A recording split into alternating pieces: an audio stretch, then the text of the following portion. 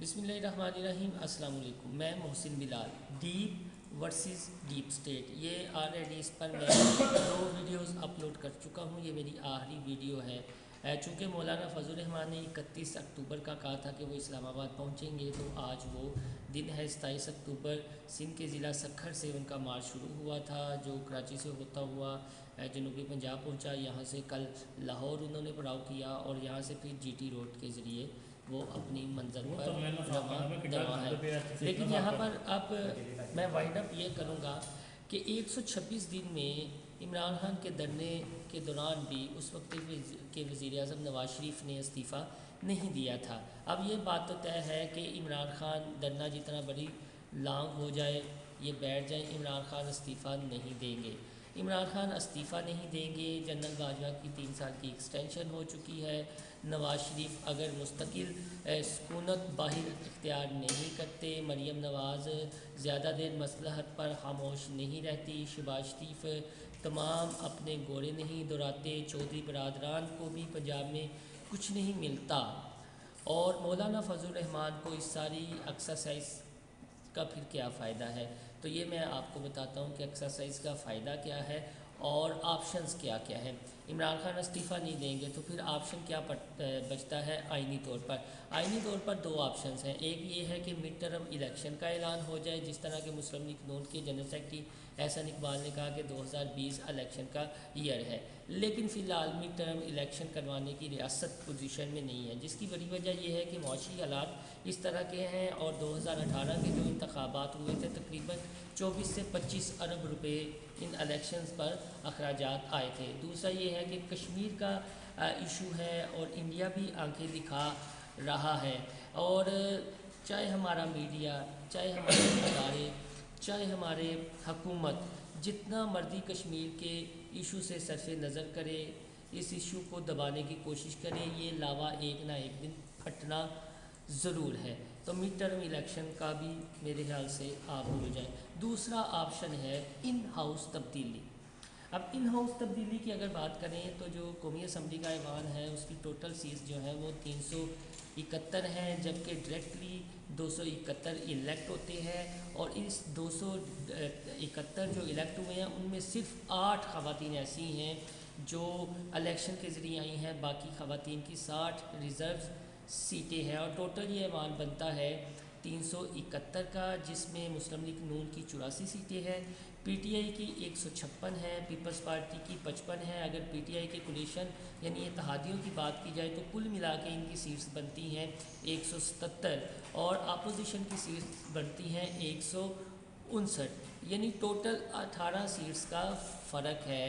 In house تبدیلی کے لیے اگر اپوزیشن کوئی ریزولوشن موو کرتی ہے، تحریک عدم اعتماد لاتی ہے آئینی طور پر، تو انہیں 19 اراکین پارلیمنٹ کی ضرورت پڑے گی۔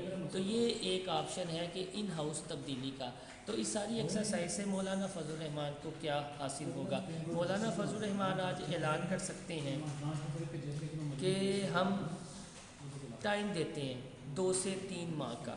2 سے 3 ماہ کا اگر حکومت کو ٹائم مل جاتا ہے، اس کے بعد پھر کیا مولانا فضل الرحمان آئیں گے؟ اگر ٹائم نہیں ملتا، اگر وہاں پر دھرنا دیتے ہیں تو ریاست کب تک برداشت کرے گی؟ کیونکہ ملک کے جو معیشی حالات ہیں، جو دنیا نے نظریں جمائی ہوئی ہیں، تو ریاست جو ہے 2 سے 3 دن بھی برداشت نہیں کر پائے گی، تو کیا پھر انتشار ہوگا؟ اور اگر کچھ لاشیں گرتی ہیں تو اس صورتحال میں کیا آ سکتا ہے؟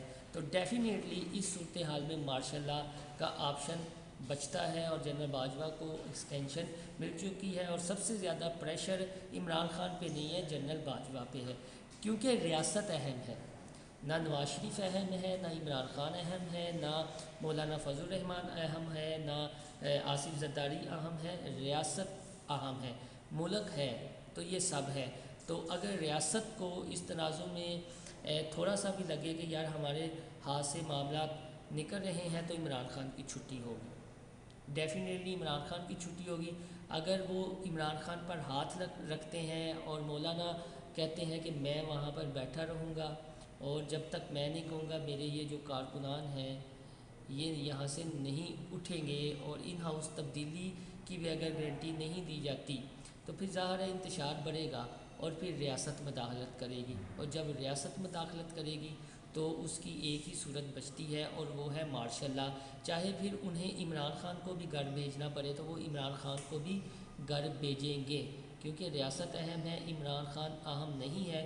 اور عمران خان جس طرح کے فیصلے کر رہے ہیں، جس طرح کی ان کی جلد بازی کی طبیعت ہے، اس سے یہی لگتا ہے کہ کچھ نہ کچھ گڑبڑ ہو سکتی ہے. لیکن ایسے میں میاں نواز شریف اگر لندن نہیں جاتے، وہ یہاں پر سکونت اختیار کرتے ہیں، تو پھر مسئلے مسائل ہیں، کیونکہ اس پوزیشن میں ریاست آ چکی ہے کہ یہ پنجاب کے لیڈر ہیں اور تمام جو نیشنلسٹ جماعتیں ہیں انہوں نے میاں نواز شریف کی قربانی سے امیدیں باندھی ہوئی ہیں.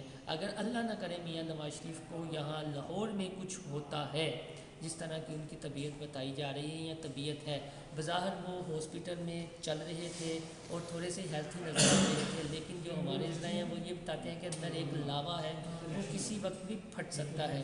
لیکن زندگی موت تو ڈیفینیٹلی اللہ تعالیٰ کے ہاتھ میں ہے. اگر انہیں یہاں پر کچھ ہوتا ہے تو معاملہ زیادہ خراب ہوں گے.